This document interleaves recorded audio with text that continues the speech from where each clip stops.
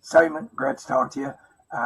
So, for people who haven't come across your work yet, what kind of films are you trying to make? Well, I love science fiction, and I make that's kind of it's Star Wars really. Anything Star Wars related, the original Star Wars, that's where my heart lies.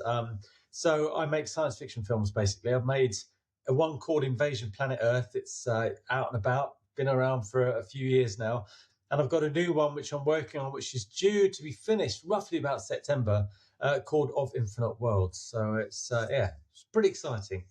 It's good to Yeah, be doing it. sci-fi, Good. sci-fi, and Star Wars. Yay! Yay! It's got to be that. The original. I just want to make that back. The original. Anyway, Being a filmmaker, we're considered mad enough as it is. So, what pulled you towards sci-fi, and especially ambitious ones? um, 1978, sat in the cinema, seeing this incredible film, the original Star Wars, just changed my life. I just knew I wanted to be part of this world. And I didn't even know, I was only 14, but I didn't really know what that world was, but I wanted to be part of it. And that's it, really. It's George Lucas. It's all your fault. Good complaint to have. So, what I find is a lot of people write big ideas, right, and far fewer actually try to shoot them. Um, so what made you say, right, Infinite Worlds, and the Invasion Planet Earth? What made you sit down and go, actually, do you know what? I'm going to make these. Yeah, well, quite honestly, I've been in the film industry for a long time, and since about 1988, and all I've ever really wanted to do is sci-fi, but technology wasn't kind of there, and you needed big budgets, and I always wondered, should I have gone to Hollywood? I don't know. Should I dabbled, but never really did it, and but I realised I hit a point uh, when I got to about 45. I thought Hollywood aren't going to ring me up and offer me this sci-fi movie. They're not going to do it. And I'd made a horror film and I'd done loads of TV and I'd done edited other people's films. Nobody was doing it. And I thought, could I do it? And I just thought, you know what?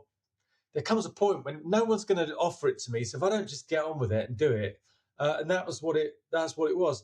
What I didn't realize about Invasion Planet Earth, quite honestly, is it took me nearly 20 years to make. And I'll very, very briefly, the first 10 years was chasing money, was running around, was being offered carrots here and promises, and it all collapsed. And it got me into a lot of difficulty. And the second 10 years was when I thought, I'm going to do it anyway. I'll crowdfund it because that was all taken off. We had the internet was good. We had social media. Suddenly I could reach audiences, um, in a really simplistic way.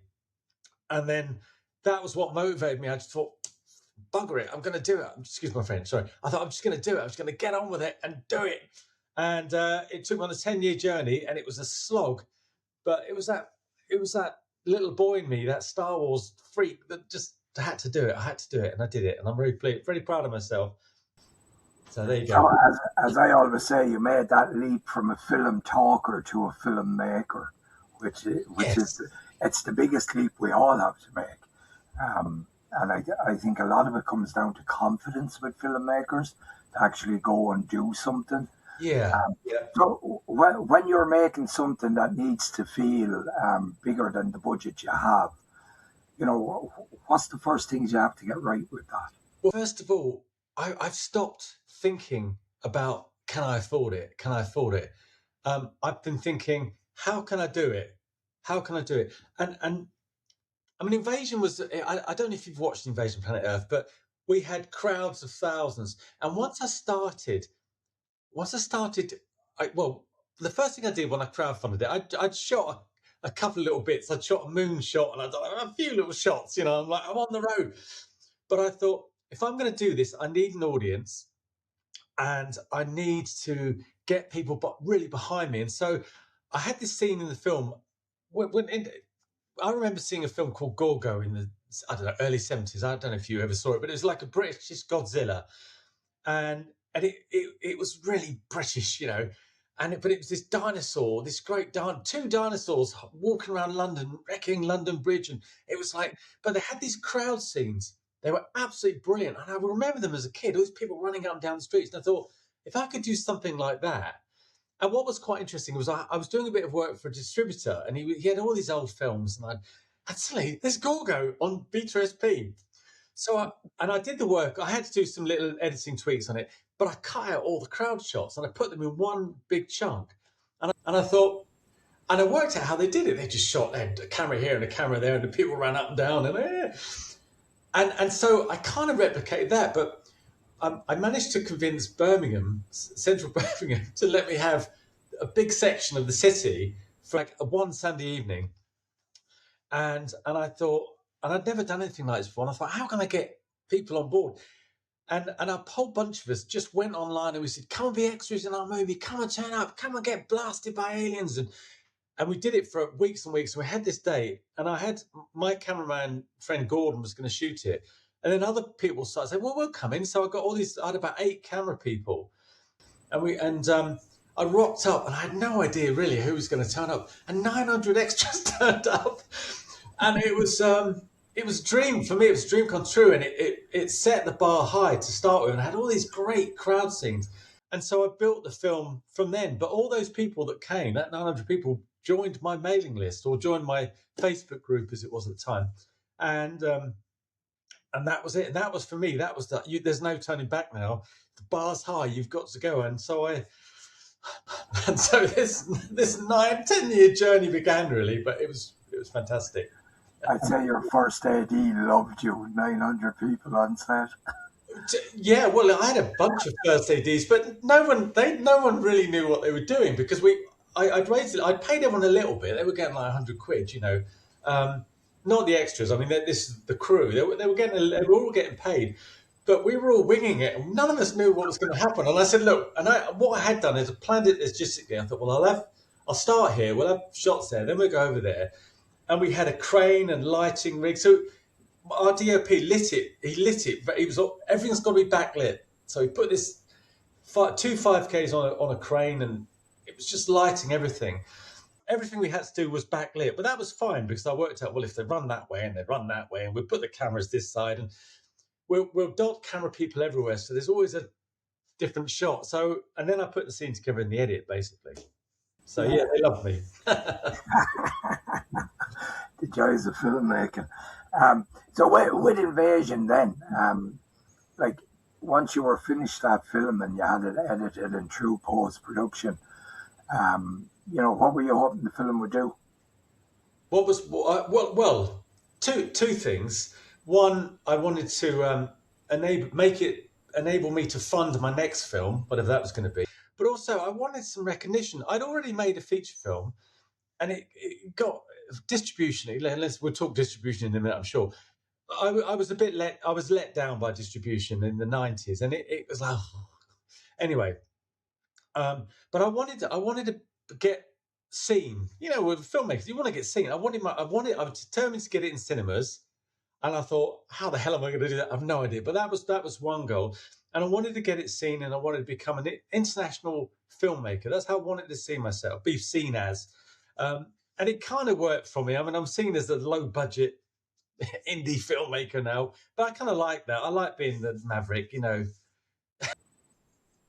well, I suppose we all have to be mavericks at some stage in our careers, don't we? And so you have this big indie genre film.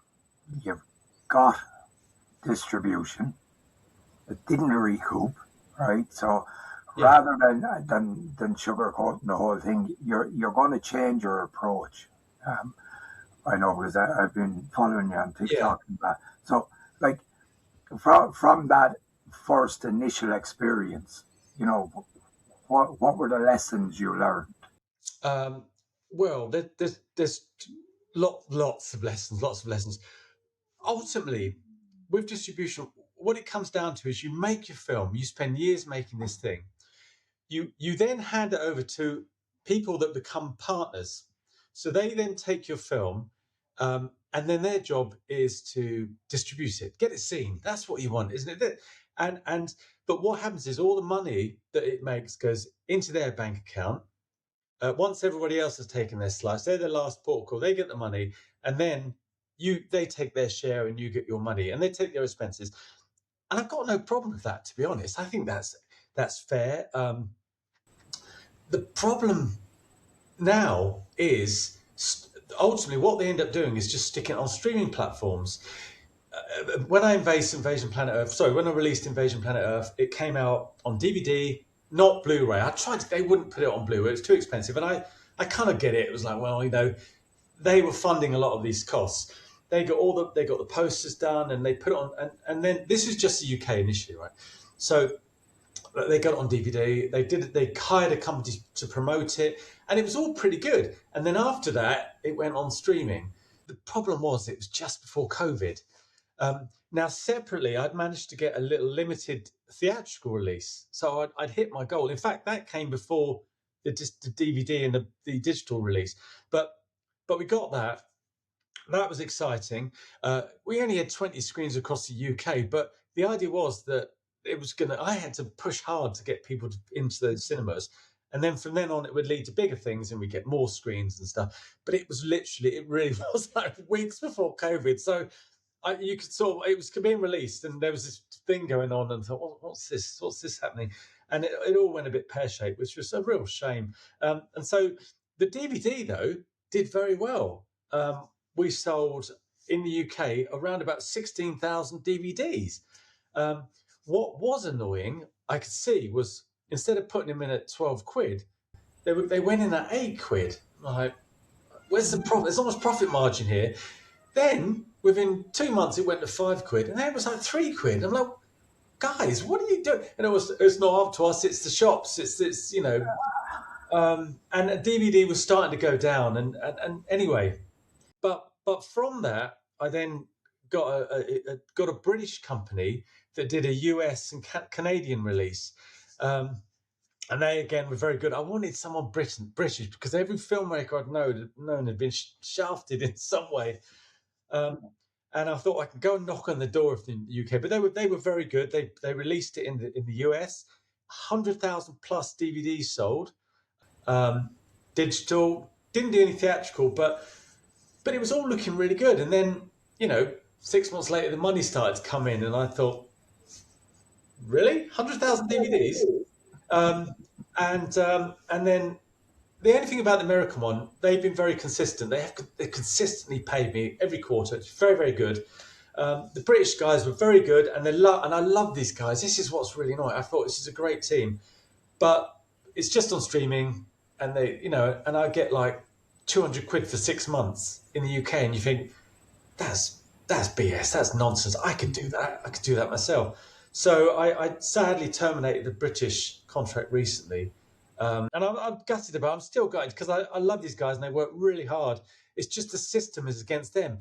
If I'm making 200 quid, they're making 30 quid for 6 months. It's like, this is not a business.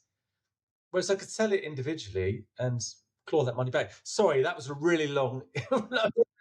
But doesn't that highlight the fact that a lot of first-time filmmakers and indie filmmakers, when they get to distribution, that they don't understand the marketing caps, they don't understand the costings behind it, and they don't actually look for a breakdown of, well, why is a poster costing you £100 when we can get it done for 25 quid? Yeah, absolutely. Yeah, I mean, but then you're exhausted when you make a film. You are.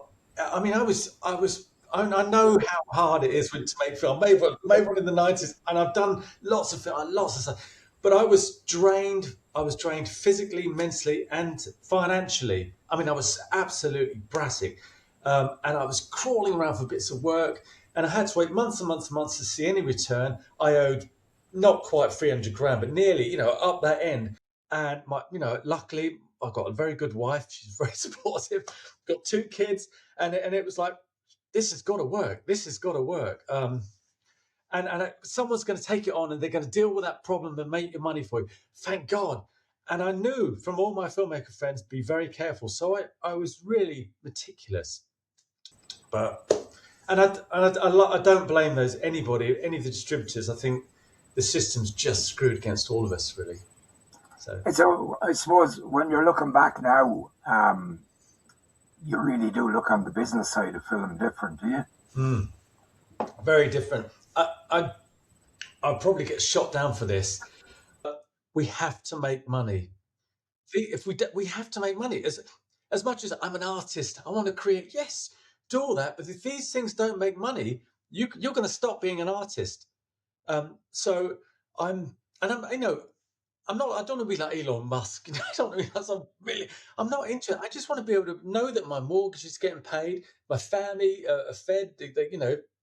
I can afford to run a car. I can just, and I'm not talking about Ferrari. I just, I just want the basics, but I want to be in a position this time round.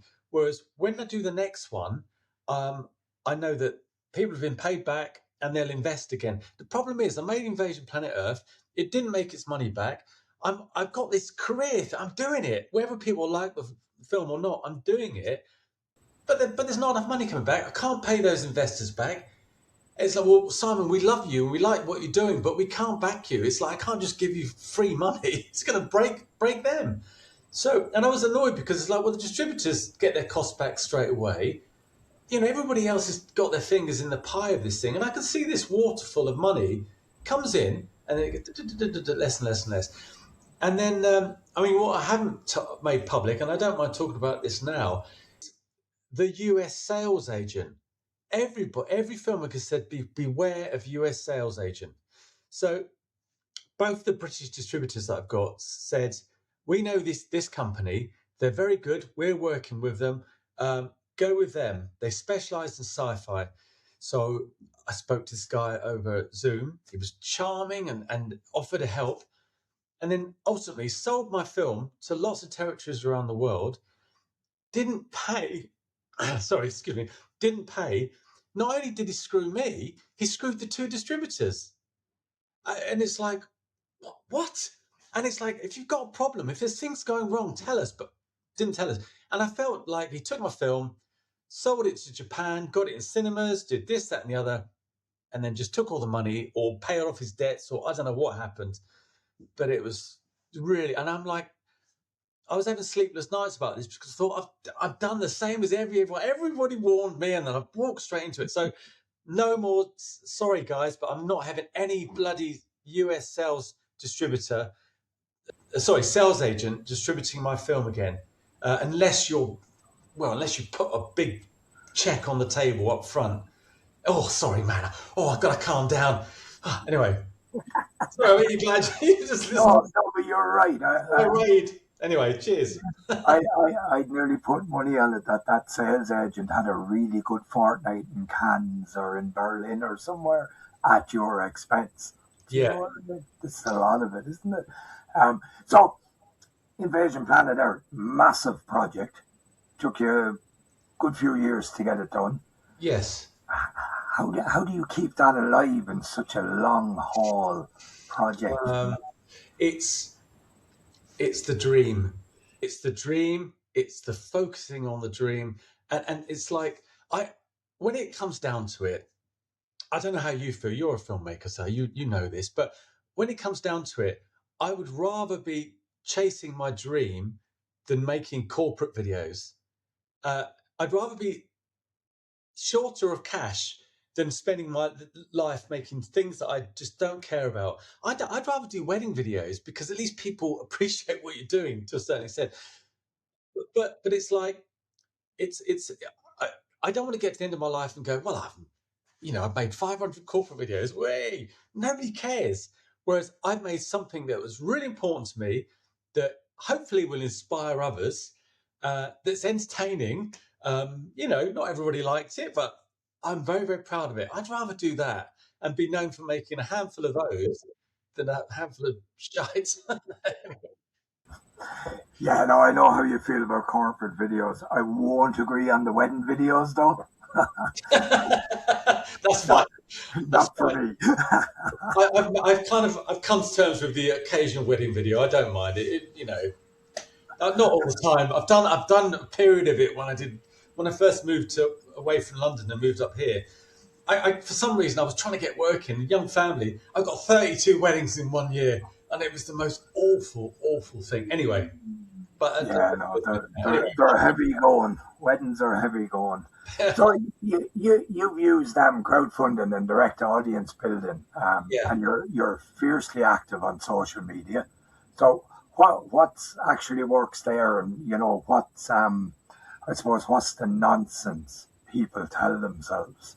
Um, well, ultimately, if you want to make a film, and you want to hire people, hire actors, and hire sets and locations, you need money. You need money for it. Now, you don't necessarily need millions, and we're kind of all like brainwashed to, oh, you've got to 10 million.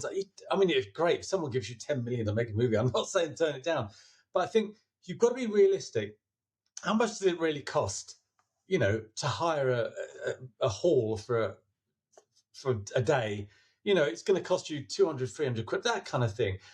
How much is your cameraman going to cost you? Well, if you can pay, between 150 and 350 a day on an independent film, that's reasonable, and that's doable financially. And you think, well, okay, so I've got 10 days, and this is going to, because these actors are going to cost this much, and makeup, all that sort of thing. Do a sensible budget, and then think, right, how can I get that money? And the mistake people make with crowdfunding is they think they'll put their project on online, and everyone will go, "This is amazing," and jump in. And what I've realised I've been doing it for, oh, blimey, 15 years on and off now. People buy into the person behind it. They don't necessarily buy into the project. They might like it. Well, hopefully they'll like what you're doing, but they like you. And I really try and give as much of myself. It sounds a bit arrogant. I don't mean it in an arrogant way, but I try and I've learned a lot of these, and I try and give a lot of value. And I've been on TikTok for a year now, and I really like TikTok actually. And the difference between TikTok and Facebook, Instagram, all those ones, is you get meet more audience. So you're constantly finding new people that are interested in what you're doing, and so it's easier to grow an audience. But you have to give value. You've got to give something back. And I'm very much into, look, I'm not here cap in hand. Can you fund my film, please? I'm doing this thing. Come and be part of it, and we'll have a great time. And I can't promise every individual person that they'll get something, physically out of it. But they'll be part of somebody's dream. And I'm hoping that by seeing me do it, they'll be encouraged to go and do their own thing. And I say that now with a bit of kind of experience, because a lot of people that have come on board on my things have now sort of started making their own films. And there's this one guy, he came and was in our crowd scene. He was so inspired. He came along to every shoot. Then he's become a top extra. I see him popping up all over the place, and he goes, "It's all down to you, Simon. If I hadn't come to that shoot, I would never have had a career doing what I do now." And he's in all the he was in Bond films, and he was in Mission Impossible, and he's there in the background, and he thanks me for it. And it's like, wow, I'm very, very pleased that.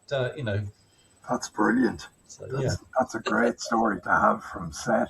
Um, you touched on a really important point there that people buy into the brand rather than the project, and it's like buying a pair of trainers or a hoodie. You're going to buy the brand you like and the brand you yeah, know. yeah. I don't tend to call it a brand. I don't see myself as a brand. Sounds like some corporate nonsense. Humans following humans. That's what I left for.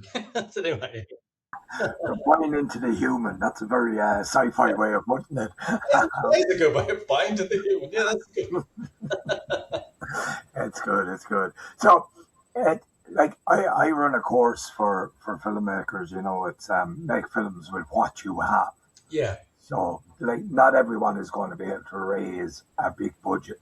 So, like our first feature film, "Don't Sell Me a Dog," we had a car and we had access to some actors. So we made the film in and around the car, and it got out there. So, like, for filmmakers that are approaching maybe their first or their second feature, you know, how important is it to build that audience? I it's really, I think it's very, very important. I think the future now, it's, you can hand your film over to a distributor by all means, and they're not crooks. They're not all necessarily crooks, and a lot of them will do their best for you. But if you're starting out and you've got a film without anybody famous in it, you are much better off finding a way to build your audience, sell it into that audience first, get those guys to buy into it, to rent it off you and stuff like that. Do that, claw in as much money as you can, and then look at international distribution. That's my take on it. And that's, whether that's right for everybody, I don't know, but that's certainly a way that I'm working now. Claw back the money it's cost to make it before it goes in, before you get out in the field, because there's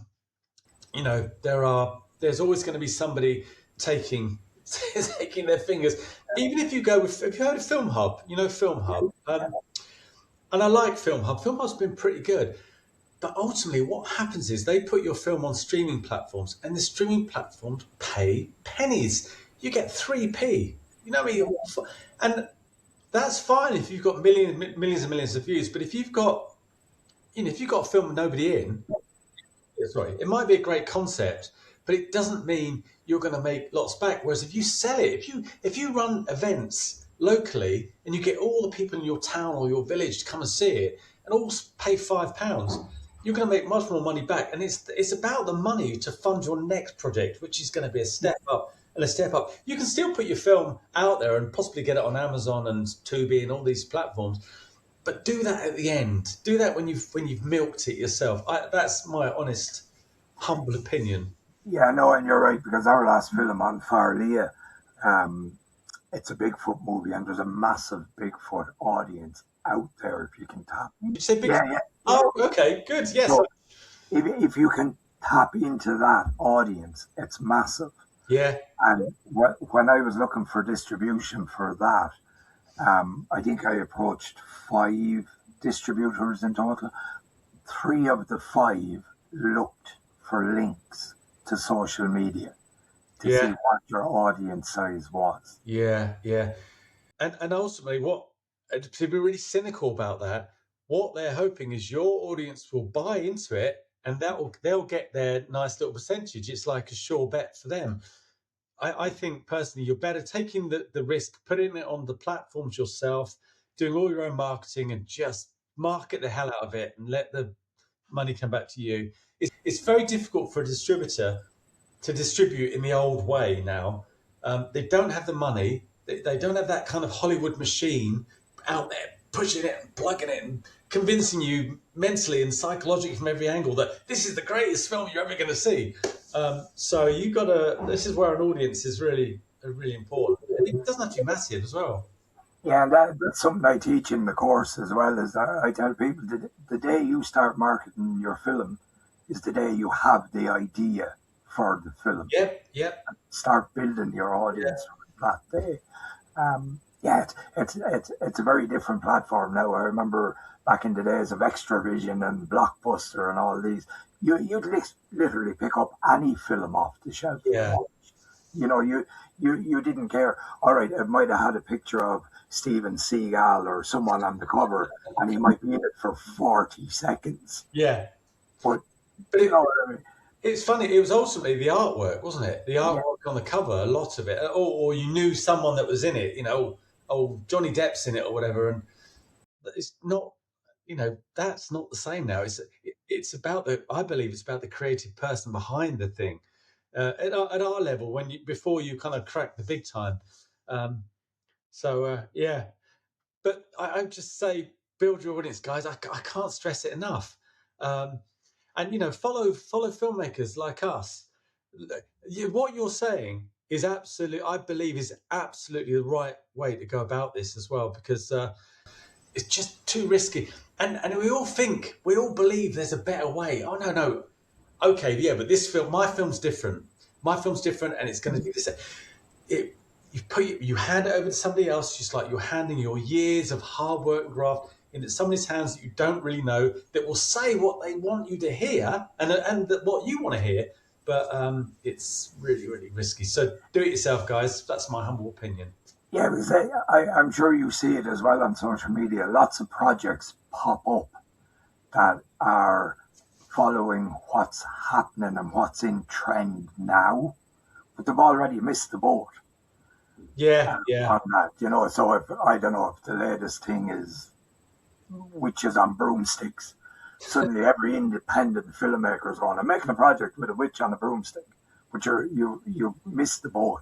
So what I'm getting at here is a lot of people um, they try to jump on trends after the fact when yeah, they should.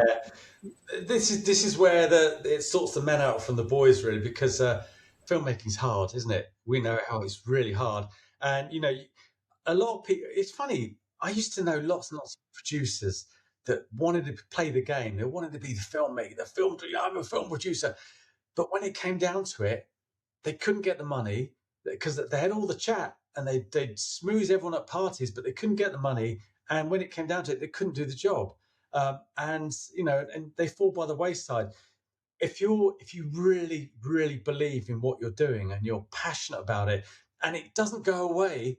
You just keep going. I think that's the key to success. And so if you want to follow a trend because you want to be part of the scene, don't, it's up to you. But this stuff has to come from very, very deep inside you. When you, especially if you've written the thing, there's no point in trying to copy everybody else. Writing scripts is so flipping hard. Just do what you want to do. And the thing is, what I've found is it takes me so long to make films that come in and out of fashion. Do you know? Sorry, but I don't. With Invasion Planet Earth, ultimately it's about nuclear war, right? And when I was writing it back in, I don't know what it was, 2003 or four or something. I showed it to my friend Chris Jones, who runs the Screenwriters Festival. And Chris is an old vet, he's an old filmmaker. And he said to me, he said, it's great, but nuclear war, man, it's old hat. Nobody's worried about nuclear war anymore. And yet for me, it was all about the 80s and I was like, oh. He said, you want to do, what was it? I forgot what he said, but it was something that was kind of in vogue at the time. And I was like, yeah, I don't know. Anyway, Invasion Planet Earth comes out, which is ultimately about nuclear war. And suddenly we've got what's going on in the world now. And there's kind of this stupid new arms race that's going on. And a lot of people were watching my film saying, they should show this to Putin. And it's like, well, no, but they probably shouldn't. but um, but it was just anyway. I just thought that was quite ironic. So follow your hearts and do your own thing. That's all. I can't say that. Stress that enough. Yeah, it's make the films you would watch yourself and make them Yeah, for that audience, isn't it? yeah, yeah.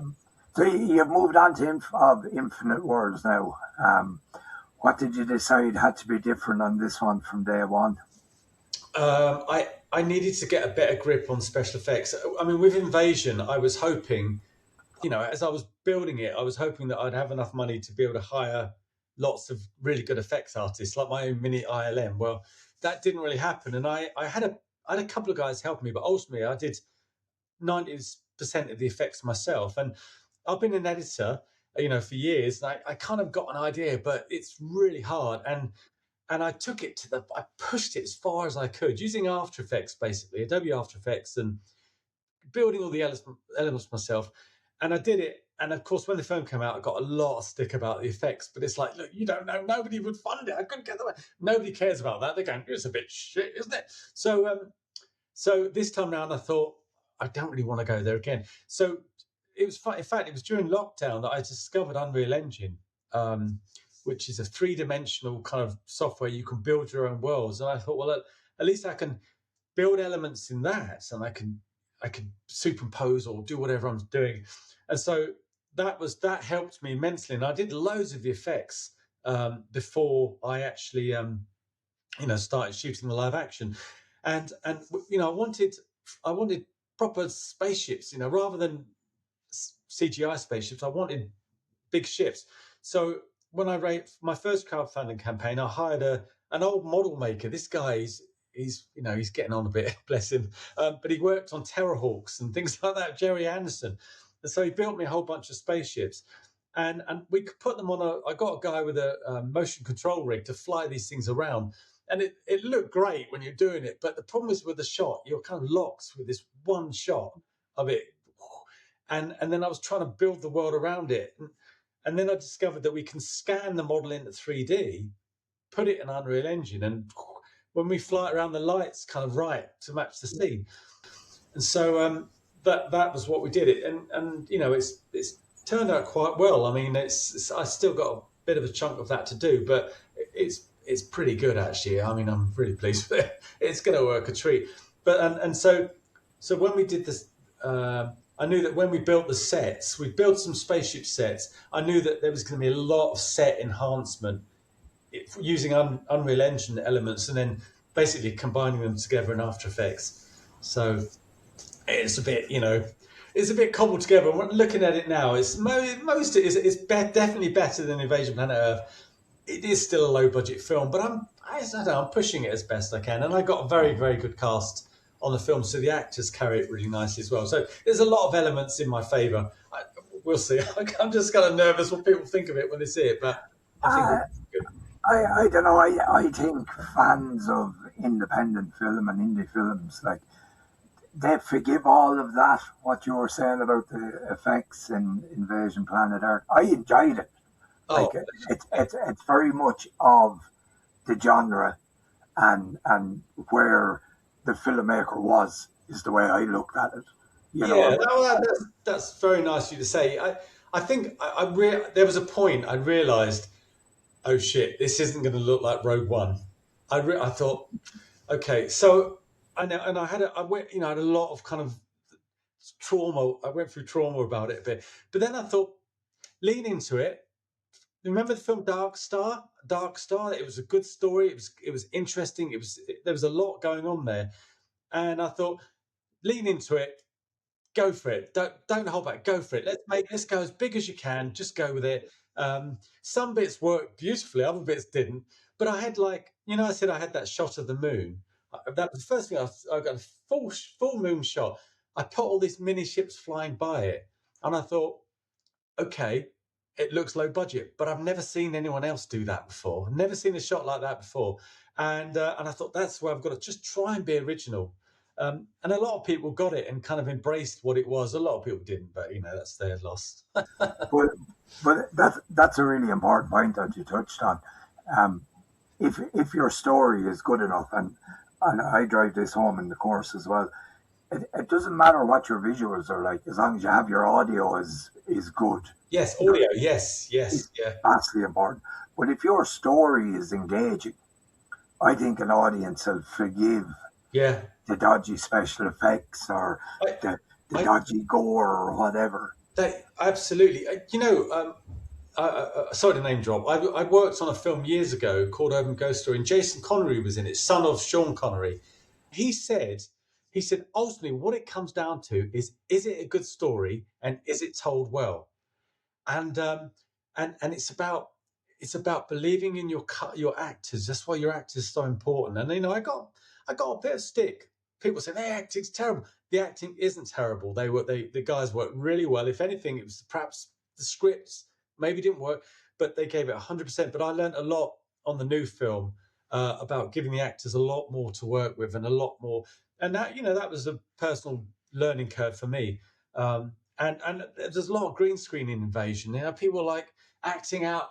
Look, there's a big spaceship over there, and you're looking up at it, and not everybody kind of gets what's up here. So I did a lot more work on this one, and the new one. I'm very pleased with the acting on this one. I think they carry it beautifully, and you care about them more than everything else that's going on in the scene. So Just to jump on something you mentioned there, with reviews and stuff like that yeah, you've got on films, do you pay much attention to them? Do you just push well. them to one side? Okay, there's an elephant in the room when it comes to Invasion Planet Earth. It got terrible IMDb reviews.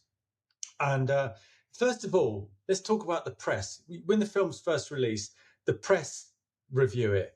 And I had The Guardian, The Times, loads of blogs also.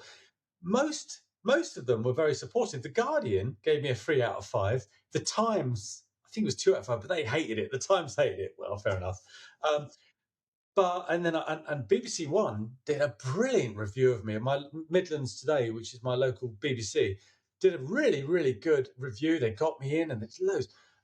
When it went to the public, and this is why I've got a slight problem with modern distributing as well. It First of all, my film comes out the night it comes out digitally. I see it all over YouTube. I see subtitle versions with Indian subtitles everywhere. A friend of mine said, "I'm afraid you're trending on Pirate Bay, which is a pirate website. I don't know if it's still going." And I was told by a guy that works in Brussels that they deal with piracy at the time. He said they think it had as many as 500,000 illegal downloads. And then everybody jumps on, giving it a 1 out of 10 on IMDb, kicking the crap out of it. I mean, that was so nasty. And I was like, it's not that bad. It's not. And I'm reading stuff, and it was really hurting me because I'd killed myself. And and then the trailer came out on YouTube. Oh dear, and it got 2 million views. And man, there was some negative stuff on there. And it was kind of embarrassing because my daughters were, 12, 13. My youngest daughter got on there and started attacking these these trolls and said there's all this, and I'm like, I didn't want my kids brought in. Then my little nephew, who's like 8, is going, "This is the worst film ever made," apparently. And I'm like, it was embarrassing. And I'm like, I've spent nearly 20 years on this thing, and I knew it was. I know this film's got a lot of heart, but people just weren't. They were looking at it and going, "Oh my god, it doesn't look like." Anyway, so that hurt, but I was annoyed that it got pirated because I thought, how many of those people have just jumped on and watched it, stolen it, and then reviewed it?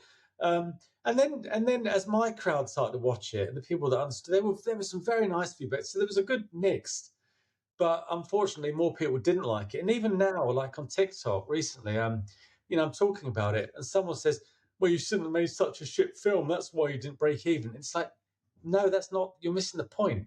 I had a cinema release in Japan and South Korea, and lots of people went to see it. There was a lot of money somewhere that didn't come through to me. Why is it? I know that hundreds of thousands of people are watching it, and I can see it on this YouTube channel that our American distributor's got. Hundreds of thousands of people watching it. Where's that money?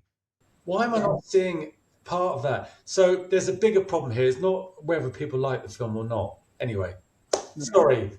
That was it's funny because the few features I've made, they've got really bad reviews in some cases, but we'll say the professional critics, they see it for what it is. Yes. And they understand. Yeah. And you read reviews on blogs and on the likes of IMDb and that, and they don't even get the character names right. Yeah. So they haven't even looked at it properly. They've just I had a lot of people, because my film gets a bit complicated in the middle, and you have to think about it. I had a lot of people saying, "I've had enough. I've thrown in the towel. 35 minutes, that was enough. This is awful." I'm like, you haven't watched the whole film, and that you're slagging me off. Somebody said, this film was crowdfunded. Perhaps they should ask for their money back. And I was like, what an insult. What do you know about anything, you idiot? Anyway, there you go. Sorry. There was lots like that. And then Amazon, oh my God, let's talk about the Amazon review. Dreadful. But anyway, there you go. Yeah, I love reading the ones on YouTube because, yeah. Nobody's got any respect anymore. Well, fair enough. No, it's a rabbit hole, reviews. It is. You never come back from it. So I suppose that leads on to not just on the creative side this time, but what's your plan to get the film out there, the newest one? Well, when it's finished, I've decided to try something really different. I mean, if a big serious distributor came on board and said, "Look, we'll put it in cinemas," I don't know, Warner Brothers or something like that, okay, and they're going to write you a big check, that would be great. But if that happens, then I'm open to that. But ultimately, what I'm going to do is I'm building my mailing list. I'm only going to show the trailer and the movie and that to the people on my mailing list. And the trailer, obviously, nobody paid for. They'll have to pay for the film. But my plan is get back the investment, get back what the film costs. If it takes 6 months, a year, whatever, claw that money back in, pay back my investors. If I can pay some of them back from Invasion Planet Earth, if I can raise enough, I'll do that as well. And then it puts me in a much stronger position. You're not desperate. So then I can find the right distributor and the right salespeople and take it from there. So that's kind of where I am with it. It is a bit unusual, but I've called it tribe-only distribution. You heard it here, folks. So just selling into my tribe. Now, I don't have a massive mailing list yet. That's why I'm working so hard to try and build it. And I'm saying to people, look, come to my website. If you see the link, just sign up to the mailing list. It won't cost you anything. And if you don't want to watch the film when you see the trailer, you don't have to. But I think it's a sensible way to go, to be honest. And I'd encourage other people to do very similar, even with a short film. Charge people a couple of quid to see it. You've got to make money. Make money, you make another film. Don't make money, your career ends. And we need money to build our careers. So that's where I'm going with this one. Yeah. As a 60-year-old with hopefully a bit more energy left for my next one, I want to make another film. I think a lot of filmmakers think that they're going to get that golden deal out of the gates, and I'm working with a producer at the moment, and they're trying to get an MG on the Everywhere Man that we have in production. Good luck. In development. Yeah, it's tough, and like from some of the meetings we've had. Even before Everywhere Man, Mark that writes with me, we met investors, and their first question was, "How are you getting bums on seats?" And it's like, okay, fair enough, and that's what it's all about. I think a lot of new and young independent filmmakers don't realize this is a business. Yeah. At the end of the day, it's a business, and as you've said yourself, we all have bills, we all have mortgages, we have whatever that needs paying. So, you really do need to look at it as a business and don't go cap in hand. Yeah, you do. We're all kind of brainwashed that there's better out there. We hear about the Netflix deals at billions. That has nothing to do with us, and you're never ever going to get your hands on that money. It's like winning the lottery. It is a lottery. Like if you can go to Hollywood and you can get in the system and be that Christopher Nolan character, great, good on you. And I used to know Christopher Nolan. Well, I didn't know him. I remember him at this New Producers Alliance that we were in the early 90s. And it happens. Gareth Edwards lives on the same street that I did, and he's gone, and so it can happen. But the best way to do that is to build your films, keep getting money for them, build your career, and then hopefully people will see you if you just keep putting stuff out there, and eventually maybe Hollywood will come knocking. But I don't know. There was something else I was going to say. There was something else, but I forgot what I was going to say. Then sorry. But it's tough. So I suppose on the how hard it is to make films, what do you find the hardest? Is it the money, the time, the effects, people? It's usually the money. This is what I'm saying. It's if Invasion Planet Earth had looked like it was going to recoup in the first sort of couple of years, I could have gone back to my investors and said, "Hey, I want to do this. Can you invest?" And they would have gone. They could have seen the results and gone, "Yes." But you're going back to the drawing board again.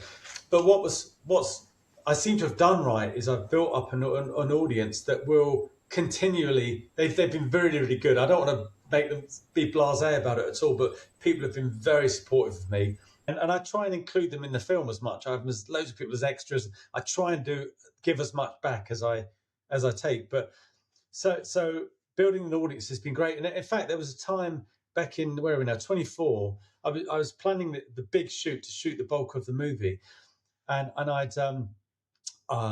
I'd crowdfunded quite a bit, but it wasn't quite what I needed. I knew I needed more. And I knew I could get a certain way through it and wouldn't finish it. So I put a message out to my list and said, look, guys, I need to raise, I think it was about 20 grand or something. Would people be interested in putting 500 quid in?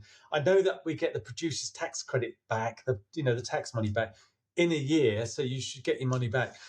And much to my surprise, I was offered about 35 grand. I didn't take it all, but loads of people said, "Yeah, we'll help you." And so that suddenly the gatekeeper's gone. I'm not having to go knocking on the door. So can you give me some money? Because it was there. Um, so this is why it's important to build an audience, but to give them value. Actually, another quick thing. Actually, I've backed loads of crowdfunding campaigns for indie filmmakers over the years. Not big amounts, 20 quid here stuff, and 95% of them never write back and say thank you or keep you updated with their project. 95%. And I think they're missing a trick here. If somebody writes you, gives you money, for God's sake, first of all, say thank you. And then just take them on the journey with you. And then next time you need money, if you looked after them, the chances are they'll come in again. And this is building an audience. It's give and take. It's not just take, which is where a lot of people think. People saw me doing it on Facebook and that, and they were thinking, well, we'll do the same. And then realizing, oh, it's a bit more to it than just just taking somebody's money, because you know yourself, you're not sitting on social media. This thing pops up. This guy's making a movie, and it's going to be a fantastic movie. Oh, I'm going to back that movie. They don't. They have to get to know the person, get to follow them, and see the passion. And so that's my tips on crowdfunding. But it's worth it. Crowdfunding is hard, and it's I've seen what you're saying as well, where I back stuff and not a dicky bird comes back, and then 2 years down the road, oh, there's that project I backed, it's out. Yeah. I wonder where my perks are. Yeah. I don't even mind if I don't get the perks. As long as they say, look, we can't afford to send the perks out. Just be honest. We're having a few problems. I'd rather know that than nothing. Flatline. Yeah, no, I did it recently for a documentary I'm finishing. I needed some money for post and for a final interview, and I'm still updating the people that back the project. Yeah, you have to. You know what I mean? It's like at the end of the day, if I said to Simon, will you back my project? I'm just giving you an invoice for a bill that you don't really need to make. But now I've got to know you, I might chip in a bit. I mean, believe me, I'm skinned, and I don't want to I'm not putting that in writing. No, but I would. If I saw you doing a campaign, I'd go, oh, he's a good bloke. He gave me a great podcast opportunity. I'll just slip him a couple of quid. Little for little, as they say. That's how it works. That's how it works. Yeah. What's that saying? You scratch my back, I'll scratch yours, and everyone is happy. Absolutely, yeah, exactly. It's just what it is. It's give and take. So yeah. Anyway. So, on your projects, what's the one compromise you can live with, and the one you can't live with? I read this question earlier. You sent me this question. Yeah. Oh God, what's the one? Okay, I can tell you what I don't think you should compromise. Don't compromise your actors. Don't compromise your sound. Recording sound's very important. Don't compromise needing money. Oh, I'll be all right. Be a perfectionist to the level that you can be a perfectionist at. Do not torture yourself. So what can I compromise? Don't compromise story if you can. I don't know, really. That's a really good question. I know what not to compromise. I think do the best you can. Look, we're all in this together. That's all. That's don't compromise doing the best you can. There you go. Yeah, no, I'd agree with everything there. Like it's hard enough to make a film without having to give up stuff that you really want to do. Like on Farlia, I didn't have a huge budget, and I didn't have a budget for someone to do special effects on it. We had a guy where his belly is ripped open. And chestnut, yes. Yeah, one of my actors said to me, "I go down to the local butcher's and get sausage skin, and we'd stuff it with pasta and food colouring. Like, you're only going to see it for a second; it'll do the job." Yeah. Now, poor actor was nearly divorced while he was doing that with sausage skin and pasta in his kitchen, like so. But then that's the beauty of what we do, the creativity. I bet it looked just as good as Day of the Dead. It's all a cut, you know. That's exactly what you were saying. Don't compromise on too much or anything if Yeah. you can. You know, audio is one obvious one. So for filmmakers watching you now and having the chat here with me, and to have a project that feels, too big for their means, or what's the first practical thing Okay. they should do, do you think? All right. Well, first of all, this is for new filmmakers. Okay, you need a script. Look, here's mine. You need to write a script, right? Now, this dog-eared thing. This is my script, but it's the blueprints. Without this, you're nothing. Okay, so write your scripts. Write your scripts, and don't limit yourself too much. But if you know, for example, if you know you've got a castle set you can use, or there's an old Victorian building nearby, or there's a great river bit, and you want to set it around that, use what you've got around. So write the story based on that, but don't limit yourself. If you want to have spaceships and worlds blowing up, do it. Write it all in. There's all, and then when you've written the script and you've written it, and you've had a bunch of actors read it, and you're really happy and confident, then you break it down. Break the script down. So you've got every scene shot by the river, every scene shot in the house, every scene shot in, the farm or whatever. Then you break it down even more. So every scene shot in the castle, where you want one in that room, and you've got one in the kitchen and one in the, whatever. Break it down and then separate all of them. So, and then you're going to shoot all of the scenes in the castle in one block, but you're going to shoot all the kitchen scenes and the front rooms. So you don't have a front room in a castle, do you? But anyway, you break it down that way. All the special effects, put them over to one side. Then you obviously, you've got to find some actors, find some really, really good actors. But that side, start with that, and then you go, well, I've got that scene in the castle for 3 days. You go for every scene. You say, how long is it going to take me to shoot? Realistically, how long is it going to take me to shoot that? Well, we've got this shot, we've got that shot. We want a camera move in here. So right, you need the dolly for that day as well. And you just literally break it down that way. It's boring, and it takes a long time. It's hard work, but that way you can truly price up what it's realistically going to cost. You can also work out, well, we need that actor for 4 days. We need her for 7 days. She comes in just for the 1 day, and you have to sort of jiggle it around. And I use bits of paper like this, and I just have everything sort of lined up. You don't need expensive software. If you want to get the expensive software, good on you. But it's a lot easier doing it like that. And literally just type it up. All the scenes set in this room, all the scenes set in that room. That's the first place, but you can really accurately price it up then. Then you think, well, it's going to cost $5,000. Okay, how am I going to get $5,000? Well, that's when we then go to crowdfunding. But we're building our audience and we've been saying, hey, look, I've done the scene breakdown. That's a video in itself, just showing people what you've done. People will engage and they will start to follow you. So yeah, and then once you get the money, then you go and you shoot it. And with the special, if you've got special effects, how am I going to do this realistically? Well, Johnny can use After Effects, and I'll tell you what, I've got to talk about special effects here. I'm 60, right? I'm not a computer genius. I've been an editor, yes, but I used to cut on film. And so, but the point is, you can learn stuff. It's very easy to learn this stuff. It takes time. If you want to use AI, I don't recommend it, but it can fix things. I wouldn't recommend. I would put my film into AI and can you make me a film, please? I don't. For one, that'll never happen. But well, it might do the way it's going. Use it to help you, but use it at the end just to fix things. I would. AI is very go on if you want, but that's the basics, I would say. No, you're right. AI is very much a tool that should be used exactly that way. Yes. It's not something that you should just give a project to and go make this Hollywood blockbuster and come back in an hour and you have a piece of crap or whatever.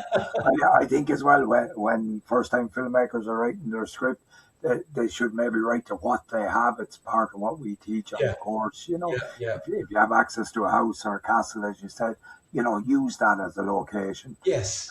If you have access to a guy with a big beard and a guy in his 60s, use them. Yeah, You know what I mean? absolutely. Get them in there. Definitely. Make it as easy for yourself as you can. And Yeah. like everyone has a mobile phone. If that's what you have to shoot your first feature on, so be it. Do you know, it goes back to what I said earlier. Is it a good story and is it told well? If you've only got a mobile phone, embrace it and use it. But you know what? The cameras are so cheap now. I mean, that might be something you crowdfund. I'm not talking about a 9 grand kind of like, Arri Alexa or anything like that without any lenses on. But you can get yourself, I mean, honestly, I'll tell you this truthfully. My Invasion Planet Earth, I shot on a Panasonic Vericam, which was an 80 grand camera. But what people don't know is it was 720p. It wasn't even HD. So, but on this film, I've shot of Infinite Worlds. I've shot it on a Canon 5D Mark IV, so it's the 4K version. And we were able to fling it around. We didn't fling it around, but the point is, it's lighter, it's easy, you can move quickly. It looks great when you've got big cameras on set, but ultimately it comes down to the story, the acting, how it sounds. You've got it to look, but you can tweak it to death. You can grade it beautifully. Even your mobile phone, once you get it in a nice grading package, you can do all sorts with it, jazz it up. So don't beat yourself up about technology now, but get good sound. Get good sound. That's it. And on that note, Simon, absolute pleasure having you on. I made it anyway. Thank you. Show for filmmakers, not film talkers, and you're obviously a filmmaker. Thanks for coming on board. Thank you. Thank you. One very quick last word. If you're young and you're passionate about making films, I looked into the camera here, it doesn't go away because you get older. I can tell you, I was 16, I'm as enthusiastic now as I was then. So it doesn't go away. So you got to do it. Get out there, make that film. All right. So. Brilliant. Thanks a million, Simon.